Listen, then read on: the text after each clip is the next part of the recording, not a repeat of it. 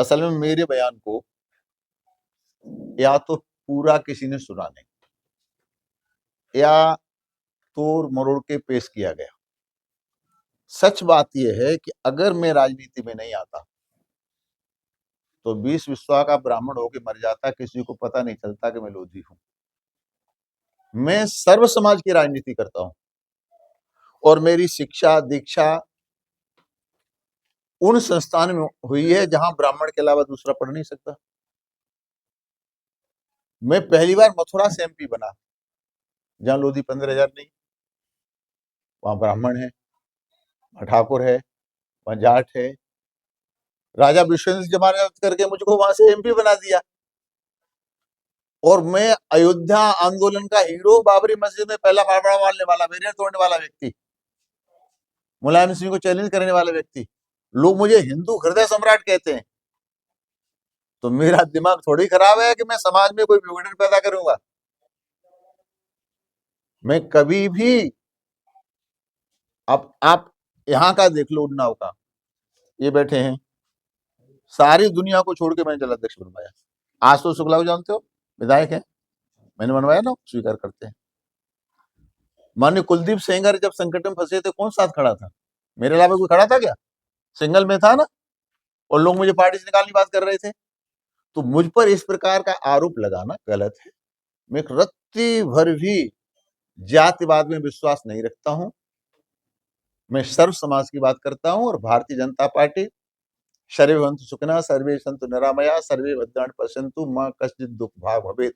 पर दुख तब होता है, 2014 में नारा लग रहा था, महादेव की माया है, घर घर मोदी छाया है, सब मोदी के दीवाने हो रहे थे।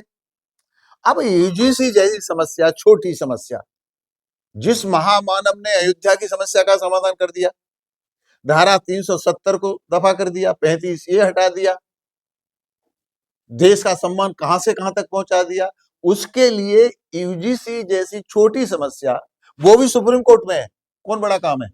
लेकिन फिर ये नारे लगाना तो साक्षी कष्ट होगा ना, कि मोदी तेरी कब्र खुदेगी, 8 मार्च आएगा, मोदी खत्म हो जाएगा। भगवान राम भी अगर बीजेपी का कमल लेके आए तो हम वोट नहीं देंगे, राम भी। तब मैंने ऐसा कहा था कि अगर ये और भी लोग सोचने लगे तो फिर एमएलए नहीं बनेंगे, एमपी नहीं बनेंगे, सीएम नहीं बनेंगे, पीएम नहीं बनेंगे, राष्ट्र का क्या होगा? इसलिए इसे ब्राम लगाओ तुरंत। सनातन के लिए, मोदी के सम्मान के लिए, योगी के सम्मान के लिए ये जातिवाद, ये छोटी छोटी बातें मैं तो नहीं रखती हैं। बड़ी मुश्किल, पहली बार तो देश में लगाए कि हम लोग हैं, पहली बार विकास भी विरासत भी। ये मोदी हैं जिन्होंने सवर्ण का ध्यान रखते हुए 10% आरक्षण उनको दिया। किसने दिया? मोदी ने दिया। ये तिलक की रक्षा कौन कर रहा है? मोदी जी। जनेऊ की रक्षा कौन कर रहा है? मोदी जी। मंदिर की रक्षा कौन कर रहा है? मोदी जी।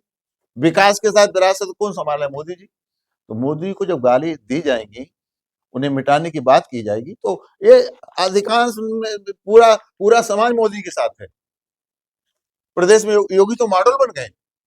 हम तो सारे देश में जाते हैं, साहब हमको 2 महीना के लिए योगी जी दे दो, तो योगी जी और योगी जी का बुलडोजर। तो इतना बड़ा नाम, अच्छा विकास आपको नहीं दिखाई दे रहा? उन्नाव किसी भी जनपद में चले जाइए, विकास सिर चढ़ के बोल रहा है। तो विरोधियों के पास विरोध करने के लिए कोई एजेंडा है नहीं। जब एजेंडा नहीं है, और साक्षी महाराज पर कोई आरोप तो लगा नहीं सकते करप्शन का, क्यों? महाराज जी साक्षी जी कुछ करते ही नहीं, तो बिना मतलब की बातें निकाल करके विरोध करना। लेकिन किसी के विरोध करने से मैं सवर्ण का विरोधी नहीं हो सकता, और सवर्ण मेरा भी विरोधी नहीं हो सकता।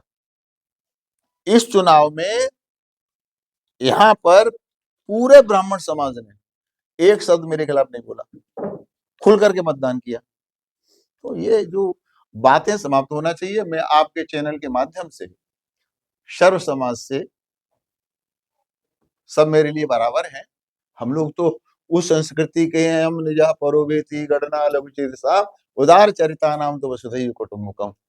हम परिवार वाले, भाजपा एक परिवार है, हम भारत को, वसुधा को परिवार मानते हैं। तो सब लोग मिलकर के होली के त्योहार को आनंद पूर्वक मनाएं।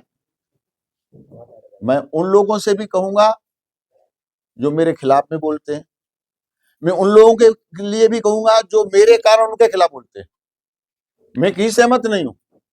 एकता होनी चाहिए। जो योगी जी कहते रहे कटोगे तो बटोगे, तो ये बटोगे तो कटोगे, तो बटना वाला काम तो समाप्त होना चाहिए। मेरे कारण किसी की भी भावना को आहत नहीं लगनी चाहिए। अब आपने बात पूछ ली, मैं आता